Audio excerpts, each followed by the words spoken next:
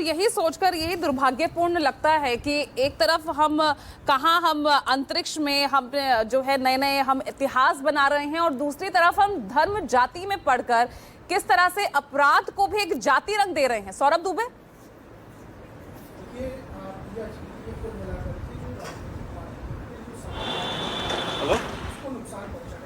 रही हैं और निश्चित तौर पे उसमें वो राजनीतिक पार्टियां जरूर हैं जिनका जन्म ही जाति के आधार पर हुआ है। देखिए, अगर कुछ समाज के अंदर किसी प्रकार का मनमुटाव होता है, किसी प्रकार की कोई वारदात होती है, तो उस पर प्रशासन अपना काम करती है। अगर कोई अपराधी होता है तो उसकी कोई जाति नहीं होती है। इसीलिए दोनों तरफ के पक्ष जो हैं उन पर एफआईआर की गई। तो उत्तर प्रदेश के अंदर एक बात तो आपको मानना पड़ेगा कि जो जाति है, जाति को देख करके कोई कार्रवाई नहीं की जाती। कौन से दोनों पक्षों पर एफआईआर की गई? दोनों पक्षों पर जो कथावाचकों पर ही की गई है ना एफआईआर। फर्जी आधार कार्ड लेकर के जो बैठे थे उनके ऊपर भी, और जो दूसरा पक्ष था जिन्होंने उनके साथ मारपीट की या कोई घटना हुई उनके ऊपर भी की गई, दोनों पक्षों के ऊपर।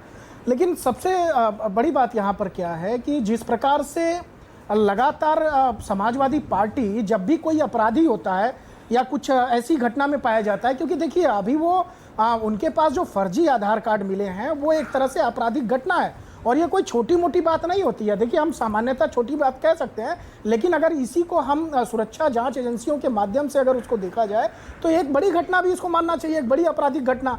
लेकिन फिर भी मैं ये कहता हूँ कि जो पीडीए की बात समाजवादी पार्टी लगातार कहती है, देखिए जब आप भागवत करने जाते हैं, भागवत के रचयिता कौन थे? वो वेदव्यास जी ही थे। तो अगर आप पीडीए समाज की बात करते हैं तो पीडीए समाज, हम लोग तो पूरा जो हिंदू समाज है उसके अंदर कभी जाति के हिसाब से हमने देखा ही नहीं, ना महर्षि वाल्मीकि जी को, ना वेदव्यास जी को। उल्टा हम लोग उनको जो है सराखों पे रखते हैं, उनकी पूजा करते हैं, वो हमारे लिए आराध्य हैं।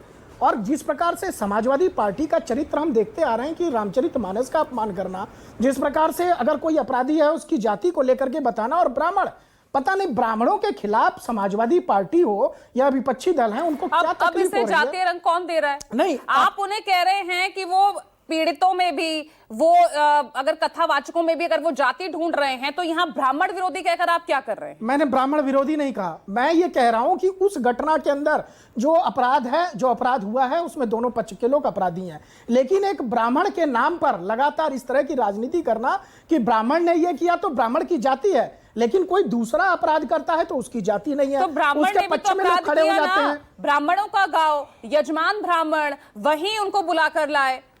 देखिए पूजा जी, और यादव की बकायदा वीडियो पूरी हमारे पास है, हम लगातार दिखा भी रहे हैं, पूरी कन्वर्सेशन है, वो यादव हैं, उन्होंने बताया। तो फिर किस तरह से उसके आगे पूरा सिनेरियो रहा, उनकी पिटाई की गई, सिर मुंडवाया गया, चोटी काटी गई, वो पूरा सिनेरियो, पूरी कन्वर्सेशन है हमारे पास। देखिए, वो पहले यादव नहीं है। मैं आपको बता दूं कि जो भागवत कथा कहते हैं, ऐसे 10 बड़े नाम मैं बता सकता हूं, चूंकि मैं इसके पक्ष में हूं नहीं जाति के, इसलिए मैं उनका नाम नहीं लूंगा, जो ब्राह्मण ना होने के बाद भी कथा कहते हैं और लाखों लोग उनको सुनते हैं, जिनके समक्ष हम लोग योग करते हैं, बहुत बड़े बाबा हैं, योग गुरु हैं, तो उनकी भी जाति को देख करके कोई योग नहीं करता है। देखिए, इस समाज के अंदर सबको एक साथ मिलकर के अगर कथा करने का भी अधिकार है, तो साथ ही साथ आपको यह भी अधिकार है कि आपके घर के अंदर अगर कोई घुसता है, तो महिला ने जिस प्रकार से उनके ऊपर आरोप लगाया कि वो कह रहे हैं कि मुझे अपने हाथ से खाना खिलाने के लिए उन्होंने कहा, उन्होंने जाकर के इस घटना को अपने पति से बताया। अब इस तरह की अगर जिसको आप अपने घर में यजमान बनाते हैं, जिसको आप ये मानते हैं कि आप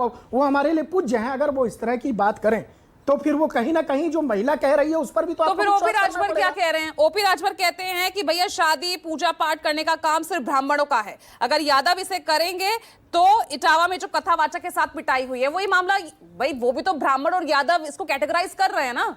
देखिए, मैं आपको कह रहा हूं कि ब्राह्मण का मतलब समझिए, ब्राह्मण अगर जो वेदों का ज्ञान है, जिसको शादी के मंत्रों का ज्ञान है, अगर वो शादी करा रहा है तो उससे कोई समस्या नहीं है। लेकिन अगर आपको वेदों का ज्ञान नहीं है, अगर आपको शास्त्रों का ज्ञान नहीं है, और बावजूद उसके आप बैठ रहे हैं, अगर कुछ पूजा करवा रहे हैं, कथा कर रहे हैं, शादी कर रहे हैं, उसके अंदर कुछ अपशब्दों का प्रयोग करते हैं, तो लोग तो सोचेंगे कि भाई ये कौन व्यक्ति है जिसको हम अपना यजमान मान रहे हैं, जिसकी पूजा कर रहे हैं, और वो उनके मुख से इस प्रकार की शब्द निकल रहे हैं। देखिए, हमारे अंदर मुरारी बापू ने के लिए उनको बैठाया गया था, उसी वक्त ये चर्चा में सामने आया कि भाई वो ब्राह्मण नहीं है, वो यादव हैं, सब कुछ हो गया।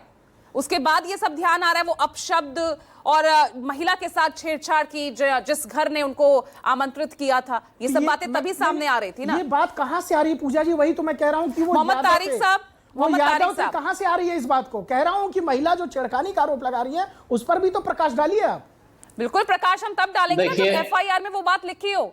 एफआईआर में भी ऐसा कोई भी मामला उसमें नहीं इंगित किया गया कि महिला के साथ छेड़छाड़ की गई। और महिला तो कह रही है, बयान दे रही है। अब ये जांच का विषय है, मैं वही तो कह रहा हूं, ये तो जांच का विषय बन गया ना। मोहम्मद तारिक साहब,